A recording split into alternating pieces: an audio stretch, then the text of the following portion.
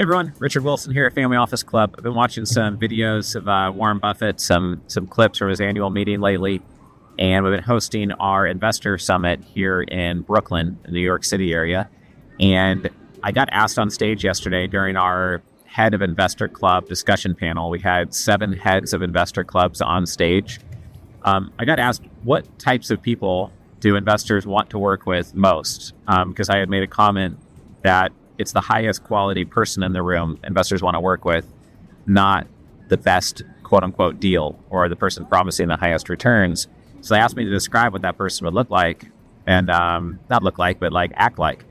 And Warren Buffett has a comment related to that. He said that him and Munger both saw who they like to do business with. They realized some people were just really hard to deal with and just not worth it. And others were pleasant and great to deal with.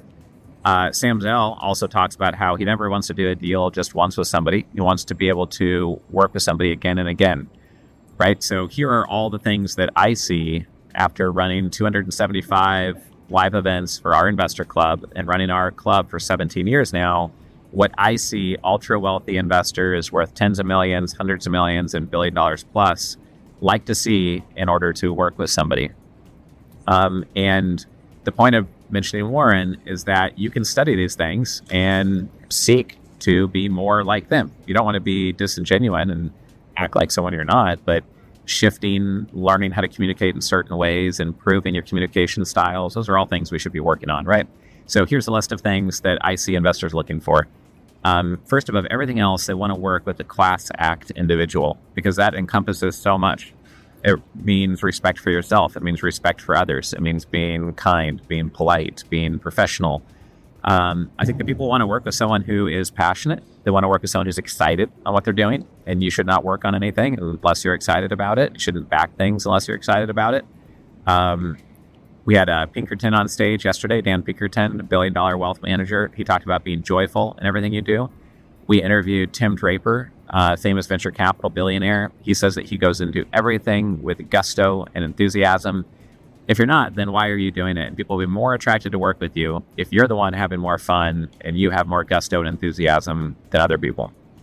Jesse Etzler talks about that as well, who's Sarah Blakely's husband. Other things people look for would be to have investors eat first and just have that mindset of serving investors, being a servant leader in terms of serving your employees, being long-term minded, being consistent, just being a winner in general. People want to back winners. Momentum breeds more momentum. Someone on stage yesterday said that they look for champions and they back champions. Work ethic, grit, emotional intelligence, social intelligence. If you have a sense of humor, definitely helps, right? Some of us are born with one a bit more than others.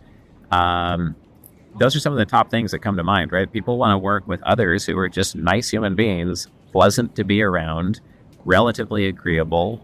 When I interviewed Sam Wiley for billionaires.com, I read his book, which is great.